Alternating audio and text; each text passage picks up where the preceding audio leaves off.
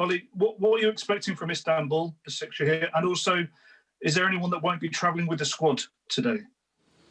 We couldn't hear you that well. It broke up. I was just asking what you're expecting from Istanbul, what kind of side you're expecting, and also, will there be anybody that isn't travelling? Connection's going. Is anybody not travelling? Yeah, quite a few not travelling. But we travelled with a few. Jesse's not travelling. And of course we've had a few injuries before, so we're travelling with a strong squad. Simon Stone?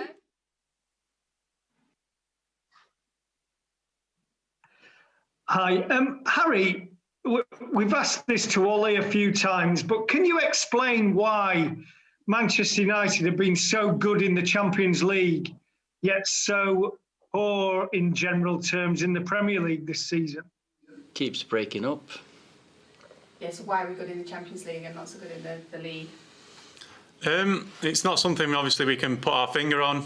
We take every game as it comes. We don't look at it as a Champions League game or a Premier League game. We just go into the game and try and win the game. That's our motive every match we play in. Obviously our Premier League results haven't been as successful as our Champions Leagues, but we go in with the same focus, the same preparation, and obviously we're focused on tomorrow night's game, which is a Champions League one, and hopefully we can put in a performance which we've shown this year we can do in the competition. David McDonald? Hi Harry, question for you. It's obviously been a difficult summer for you personally off the field. How hard has it been to shut out what happened and focus on football? And is it inevitable that what happened to you, will affect you mentally and will affect your performance level, as it would anyone in any walk of life? I didn't quite get the question. It was breaking up, but no, my mind's fully focused on football. It's obviously I had a difficult period in the summer, but no, I'm fully focused. I come into training each day, work as hard as I can, and I focus on each game as it comes. And no, I can only say, and on what I heard there, that I'm still fully focused each day in improving and taking this club forward. Okay. Sorry about this. How do you think Man United fans should be feeling at the moment? A lot of positive moments, but some dark days too. Was that for? Well, we work every single day for our fans to have something to celebrate, of course, and the process we're going through, the players are working really hard. They're very focused, and of course, hopefully, we can on tomorrow night we can stamp our authority on this group and start with 3 straight wins, which we're working towards now. Okay, Paul Pogba. Is there a chance he may never fulfil his potential while at Man United, as he can be frustrating? Every player is frustrated himself and disappointed after the defeat, and we need consistency from every one of our players, and that's what we want. And Paul's been going through a difficult period with an injury last season, and the COVID now. He's working up to fitness, so I think we've seen plenty of positives lately, so hopefully that can continue. Okay, next question's for Harry from Samuel Luckhurst. Roy Keane said there are no leaders in the squad. Do you think his comments were fair? Well, I can say I haven't seen his comments, but we don't look on what's happening, especially after a negative result. We don't bring the negativity into the place. We stay positive, and I can for sure say that there's a lot of leaders in this squad. I'm the captain, and I've got a lot of leadership around me as well, staff and players. So no, for sure, there's a lot of leaders in this squad. Okay, question from James Cooper. How much of an opportunity are the next 2 games to get the 10 points needed to qualify? That's for Ollie. Well, we've started very well with the first two games and 2 great results. Now we've got a chance to get 3 against a difficult side. They've done well both against Paris and Leipzig, so we know it's going to be a difficult task, but we have a chance. If we play to our best, we hope to get those 4 to 6 points that we need. Now it's about 3 points tomorrow night. Okay, question for Ole from David Facey. What do you make of Paul Pogba's explanation that he was out of breath? When he is injury free, he must be one of the fittest players. Any situation, you're a fit lad, and Paul knows that exact incidents. He could have dealt with better, and he's held his hand up. But that's how it is in a game of football. It's high tempo, intensity, and as I've said, the fitter you are, the more you can do, and that goes for every footballer around the world. For Harry, it's been For Harry, how do you get more consistency across Premier League results and form? The main thing is working hard, coming into training each day, trying to improve. Obviously, we want to be consistent. I feel at the start of last season we was a bit inconsistent in our performances and the results shown in that, and then we found some consistency after the lockdown period, and we managed to achieve obviously third in the Premier League and reach Champions League football. So we've got to find it within ourselves, we've got to find it within the group, but only what I can say is it's got to come from working hard, training hard, and be willing to listen and improve.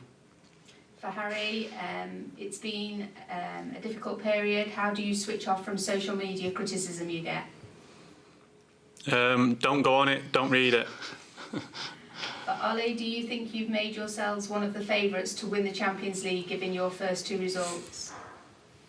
You know, results, they can sway the whole picture so many times. Sometimes there's fine margins in games, and we've had some good games where we've not got the result we've deserved. These 2, of course, show the quality that we have, but we're not going to get too far ahead of ourselves. We look forward to the next game, as Harry says here as well.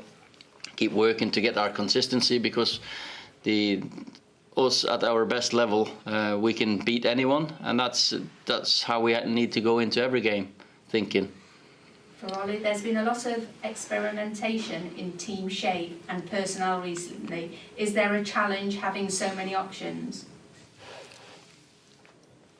It's always positive to have options and ways of playing. We have of course, a style that we want to play, and sometimes, but the thing is, it's 11 players who rotate and who fill different roles and fill different positions.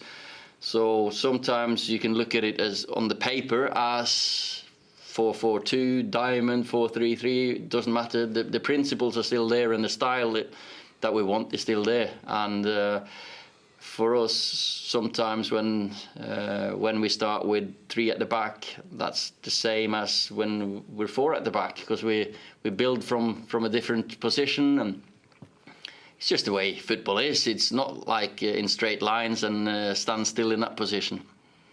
Question for Ole. Might we see Dean Henderson play tomorrow? Only played 2 matches since returning to the club, and it's hard to see where the opportunities come with De Gea clearly number 1 in league matches. I think you've got a chance to see all 23 players that travel tomorrow on the pitch and to play. And that's the way it has to be at Man United. There's competition for places. Dean has come in and been great in training, been great in the games he's played. So you'll see the team when we start. David has also played really well lately, so I've got good options. Okay, we have a question from one of our Turkish journalists. Ole, Manchester United have lost last 2 matches against Turkish teams. How would you describe and how do you feel about playing in Turkish stadiums without fans? Could be an advantage? I think football now is really affected by the virus, of course, and the environment is not as it normally is. Away games against any opposition, but in Turkey as well, you've got fanatic fans, passionate fans, enthusiastic fans, and of course, to have the home fans with you is an advantage. That's proven and your fans have been they've been supporting your team as our supporters do at home. So I think we all miss the fans in the stadiums. Question for Ole, from a Norwegian journalist. Your son Noah made his debut in the Norwegian top flight this weekend at 20. That's ahead of schedule compared to you. What does the future bring for him? I was a late developer. Noah's a different type of player to me, and if he wants to pursue his career, that's up to him, and I'll support him whatever he wants to do. James Ducker, what are your thoughts on Roy Keane's, Roy Keane's remarks about there not being enough leaders and people you'd want in the trenches with you in this squad? Well, Roy has always been outspoken, and I'm very glad I've got the players that we have here with us. We got different jobs, and Roy's job is to give his opinion, and I always listen to Roy, but we move on here with a great group of players, strong group of players, and I'm sure we'll see a response. Ole, how do you explain the drop-off in performance level from the win over Leipzig and then the Arsenal game? How do you get consistency of performance from the players? We've performed. There's fine margins in games of football, and that's everyone who's played and everyone who's part of this know that. And there's games that you get the margins with you. There's games that you get them against you. Of course, we want to go into every game thinking we can outplay any opposition. We play against good teams. They definitely teams have made their homework against us. We've made their homework against them, and it was a game decided by small margins. Both this one, even the Leipzig one, I would say. I know that the end score will be remembered and be highlighted 5-0, but it wasn't a 5-0 game. One for Harry. Are you happy with your form since the start of the season? Obviously, as the captain, I focus more on the team than individually. We started the season off defensively, not in the best shape. Against Crystal Palace, we was too open, and then Tottenham, we let ourselves go, especially when we went down to 10 men, and to concede 6 in any game, especially for this club, isn't good enough. So we've worked hard on that since we've come back from the international break, and now I feel like since the international break, defensively we've been really good. We haven't conceded many chances at all. I think Arsenal had a couple, and we've conceded 2 own goals and a soft penalty, really. So, no, defensively we feel like we're on the right track, but we need to get the balance right, and that's our job as well in terms of the attacking shape and the balance of defending and attacking. Okay, it looks like we've answered all of the questions. Thank you very much, everybody. Thank you.